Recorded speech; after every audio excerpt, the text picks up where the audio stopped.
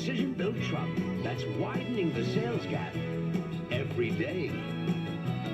Hey, it's Sketch Monkey here and welcome back to the channel. This time it's a little bit different. We're not exactly going to redesign a car. Instead, we're going to take one of my favorite cars of all time, believe it or not, this Ford Ranger here. I just love this truck. And what we're gonna do is just I'm just gonna make it into the truck that I want it to be. So if I own this truck, this is exactly what it's going to look like. So first of all, as you know, if you watch my previous videos on redesign, I like to do a design brief for myself before I jump into the actual rendering of the car, just to give myself an idea of what direction I want this to go in. Once we're done with the design brief, it's time to pick up some markers and some marker paper, throw down some colors, and get the idea down on paper before we jump into the digital rendering of this. So let's go into the design here, what it is we actually want to do with it. So I want to just clean it up, as I mentioned before, not make any major changes to this car, because the whole thing is I like it as it is. I love the simplicity of this truck. So what I'm gonna do is change these wheels. They gotta go. I think I might want to lift it up a tiny bit, not SEMA high, but you know, just a little bit higher off the ground. And also, I'm not a fan of chrome, so this has to go. This chrome front here as well. I think I'm probably gonna make that body color the same with this plastic down here. This will be the same color as the body. And I'm gonna upgrade the side mirror right there. Gonna upgrade the handle and just finish up some details. You see this black part right here. I don't know why it's black, but I don't like it black, so I'm gonna change that to body color as well. And make some overall changes to the coloring of this Ranger. And also this line right here, as you can see, that line right there. This one, I'm gonna remove this line and have a sleek body all the way from this line up here down to the bottom there. So this line is going to go, and I'm gonna smooth it out with some airbrush. But now let's jump into some markers. It's been a while. I'm gonna pick up some markers, my pen, big pen, and let's put down this idea on paper first before jumping into the digital.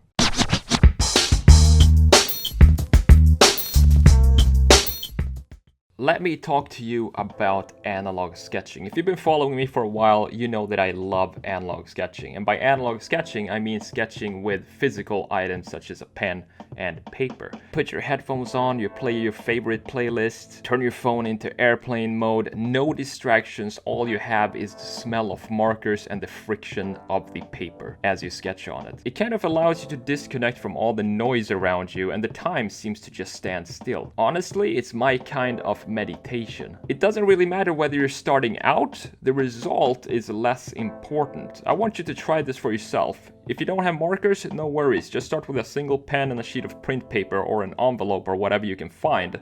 This is still my favorite way to sketch. Focus less on getting it perfect and more on keeping the pen moving. Because even to this day, I have times when I feel like I have no idea how I'm going to sketch something. But the funny thing is, as long as I keep the pen moving, things always seem to work out. And of course, the more you sketch, the faster you'll improve. Now that we have our idea down on paper, let's jump into Photoshop and create this render of this beautiful Ford Ranger.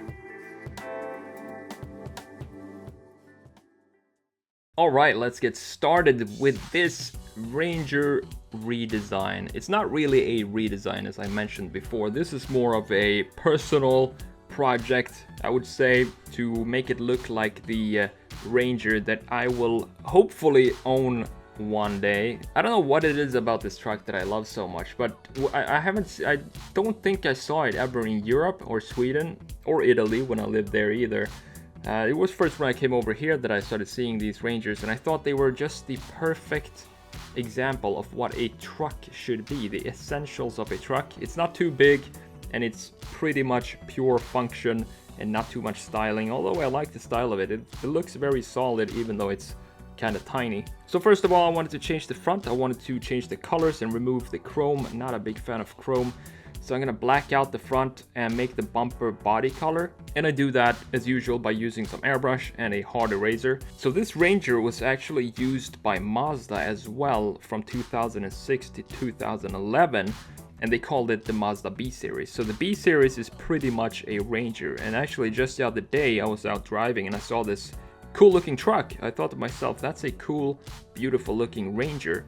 And then I got closer and I realized it was a Mazda B series. It's interesting that they just rebadged it to save some cost. But hey, essentially we got more Rangers out on the road that way. And I'm okay with that. The Ranger was also used as a base for the old Bronco. And actually the new Ranger that's coming out, I think it's out now, 2019. One weird thing I read today, I'm not sure if it's true or not, but I read that the Ranger Raptor is not gonna be sold in the US. I didn't read the full article, but that sounds really weird to me. I would love to see the Ranger Raptor here. But anyway, the new Bronco is going to be built on this new Ranger platform.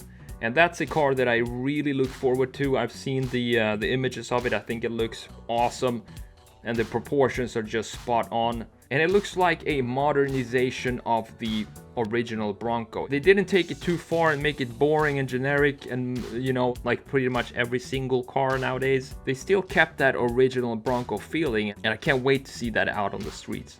So back to the design here and what we're doing with this Ranger. So I'm just cleaning everything up using some airbrush and filling in the cut lines that are obviously going to be painted over with the airbrush. I want to keep them, so I need to go back and fill them in again. And I do that using a hard brush because obviously if I want a sharp line, I'm not going to be able to use an airbrush because the airbrush is an airbrush. It's not going to make any really sharp lines. So if you're doing this yourself, the workflow is pretty much use airbrush first, and then you go back in and fill in whatever lines that you painted over with the airbrush to redefine all the lines. I was thinking about the headlights here, what I wanted to do with them, if I wanted to add some LEDs or xenon or keep it original. And I think the best idea, as always, if this was my truck, I think I would have kept the original lights because it suits the car and it suits the rest of the design language of this era of car design. So I wouldn't change that, and I didn't change it in this rendering as well. So now talking about the tires, I did have a few options to choose from. Same thing there, I want the tires and the wheels to fit the overall look of this car. It's not over the top. There's not a lot of styling features added to this car. There's just some redesigns of some specific design elements. So I didn't want the wheels to just be some insane, crazy looking off-road tires. Instead, I wanted them to be a little bit subtle, and I went with these ones right here. Now, they might look over the top right now, but I will redesign them and make them kind of melt into the picture overall with the lighting and so on. So they will eventually look like they actually fit in this image. I think that's one of the main issues that people have when they try this themselves and they try to do photo mesh and maybe even, what's it called, matte paintings and stuff like that. It all comes down to the lighting. The lighting has to be correct all over the image. Anyone can tell when some detail is off when it comes to the lighting, and I think that's all a matter of practice. I don't know how you can actually do, if there is a function or something in Photoshop that automatically does that for you, but I think it's a good idea to not always rely on technology to solve every problem you have when it comes to sketching and so on. The absolute best way to learn lighting and shading is to start with pen and paper and a couple of markers, maybe 2 or 3. Nothing beats analog sketching. Digital is all fun and you can do these kind of renders very fast, but if you don't know the fundamentals of sketching and lighting, you're still gonna have a lot of issues if you just start immediately in digital. Photoshop and Sketchbook, they're all just tools, but before you jump into them, you need to make sure you have the fundamentals covered. And if this is something that you're interested in learning, you can check out my online class called Analog Designer Pro Pack down in the description below, where I cover everything from the tools to use when you start sketching to perspective sketching, proportions, and more advanced marker rendering as well. So we're almost done with this beautiful looking Ranger here. I did regret this front lip here, so I'm gonna remove that before we finish this up. And of course, the final steps, as you know, I like to add some highlights and obviously put some overlay layers in there to change the color. If I could pick any color that I want for my Ranger, it would be some sort of gunmetal dark gray color with these kind of black off-road tires and a little bit of lift, as you can see. And right here are the overlay layers doing their magic, and also desaturate everything. I just want the car itself to be colorized. And that's about it. I'm gonna show you, as always, the before and after, put them next to each other, and let me know which one you prefer. This is all obviously a matter of taste, and this is just my version of what my Ranger would look like. I hope you enjoyed this video just as much as I enjoyed creating it. Thank you so much for watching this video. I hope you have a fantastic day. I'm the Sketch Monkey, and I will see you in the next one. Take it easy.